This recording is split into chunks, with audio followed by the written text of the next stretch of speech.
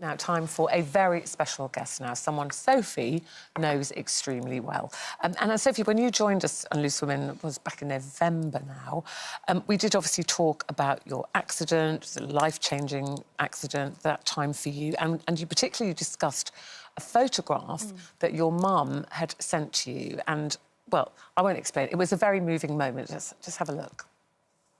I must have been about 17, about 6 months before the accident that I had that paralysed me. Looking at this image of my little self and thinking, right, if I could, would I go back and tell her, in 6 months' time, you're going to go to collect your A-level results and you're going to go to a party and you're going to go after that party back to a sort of after party, and in that journey, you're going to lose control of your car and you're going to crash and you're going to be paralysed from the chest down and you're never going to walk again. My mum was a nurse, so when I had my injury, she stepped up to save my life in many ways and looked after me and through the rehabilitation, and what she did, I think she'll never recover from. I think she would say, hell yeah, get in that photograph and tell that girl to not get in the car.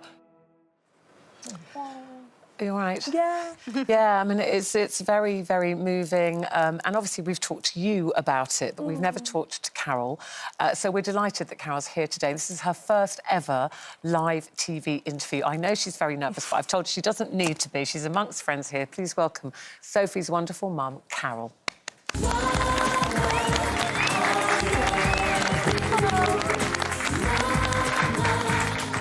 Hello.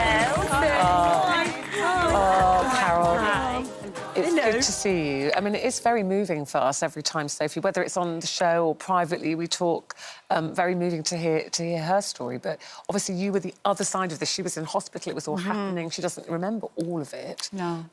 Where were you when you got the call, and what were you told at that point? Oh, OK, so we were... I had said... I drove Sophie to the airport just to go to the party, and we waved goodbye, and I said, this is the beginning of your brand new life, you know, everything's going to be good from now on. And then went home, blah, blah, blah, and went to bed. And then I think about 3 or 4 o'clock in the morning, the phone rang, which is always, you know it's never going to be a good thing, really. It was the hospital. It was a local hospital to say that there had been an accident. So so my husband picked up the phone, so he said, there's been an accident. And I said, just ask if they all walked in. That's kind of a good sign, isn't it? If everybody walked in, you're thinking whiplash or at worst. So whoever my husband spoke to said, yeah, I think it was a police officer. And he said, yes, they've all walked in. I was like, fine.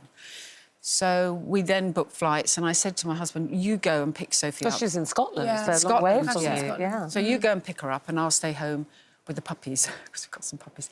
And then, so he was doing that, and then I went downstairs to do stuff, and the phone rang again. And that was the bad call. That was the worst call, because that was the consultant from the hospital to say, I understand you've had a phone call, but I just want to update you. And that was the terrifying bit, because I was not prepared for that. So hideously, you know, long journey, not really knowing what to expect when you got there. What did you find when you got there? Well, yeah, so that was quite terrifying, because Sophie was in a real mess, and it was difficult to assess her because she had an oxygen mask on her face and she had drips everywhere, and we had spoken to the consultant, and then he said, you can go and see her, and so Tom, my son, and my husband, we went in, and Sophie said, oh, darling, you know, what a mess. What a mess. And she just said, oh, I'm really sorry, Mum. You know, I'm really sorry. You felt the need to apologise. Well, yeah, of course I did. I was such a pain. And then there I am in hospital, and Mum's having to come up and look after me, and I'm just like, oh, gosh, sorry, what have I done now? You know? Yeah, sorry. So we saw the clip there where Sophie came on the first show, and she said, I think my mum would go back to my 17-year-old self and say, don't get in that car. Is that how you feel? I don't know, you know, I think that's a bit of a moving thing. It's never the same. It's never... I think when Sophie's really struggling with things, and let's be honest, there have been some very dark times, there's been some brilliant times. But during those dark times, and when I see you struggling or when it's really hard, of course, like any mum, you know, you want to change that. You want to take any pain away. But, you know, providing Sophie is happy and fulfilled, which I know that she is, why would I want anything that she doesn't want? So, you know, I go with that. And it's genuine. It's a genuine thing. If she's happy, I'm happy. If she's sad, I'm sad. What about dealing... Sorry, Jane, just saying that, you know, the rest of the family, because you're all dealing with this in your own way, and not everybody deals with it in the same way.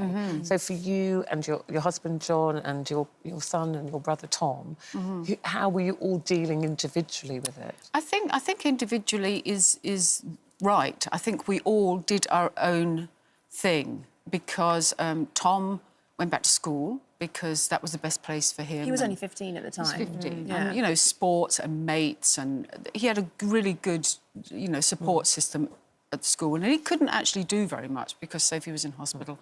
John went back to work because that's what men do, isn't it? They, you know, they do that.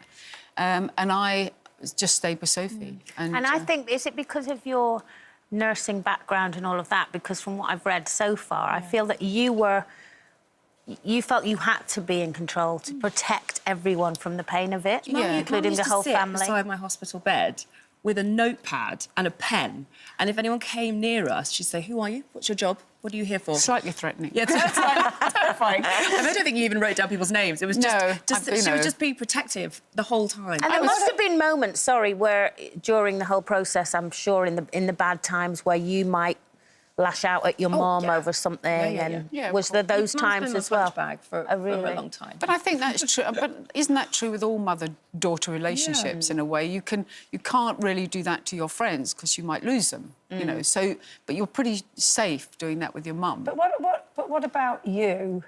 Where did your grief go? Where does your grief go? When do you have your, you know... And I mean this in the best possible way, and Sophie and I have talked about this, but the grief that I would assume that you feel about the life that you feel that your daughter was going to have, and obviously she has an amazing life now, but where has your grief gone for that? Well, you know, when you're in the eye of the storm, you don't really have time for grief, because that's a bit of an indulgence. Not even if you're in a room on your own? And I did cry a lot, but I did that very quietly, and because it was a job to do, and it had to be done, and I felt that I really had to do that. I mean, she was surrounded by amazing professionals, but I really felt that my job was to step up and be there, because I thought if I fall apart or she sees that I've fallen apart, this is not good. So I kept that under wraps for a long time, and then eventually it's so under wraps that you just keep... And people didn't, to be honest with you, people didn't talk about mental health or are you OK or indeed, is Sophie OK? But is there a protectionism in that as well, maybe, in that if you open that... The pair of you, if you open that door... There was no time for that.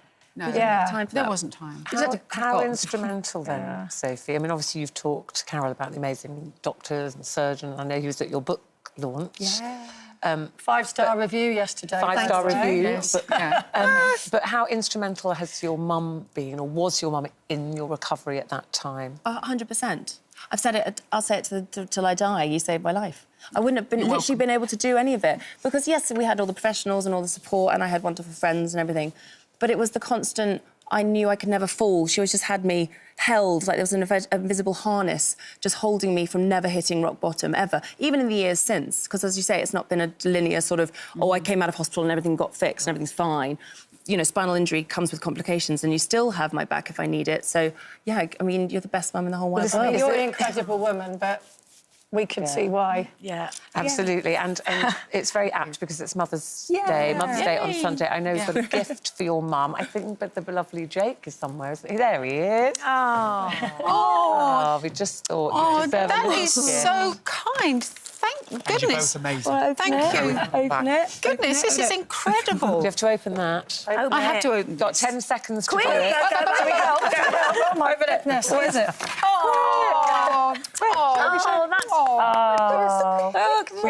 I'm so sorry. I have to say this, but it is time for us to go. I'm so, Carol, it's been an absolute delight. Well, thank you. Thank you so much for you. having me.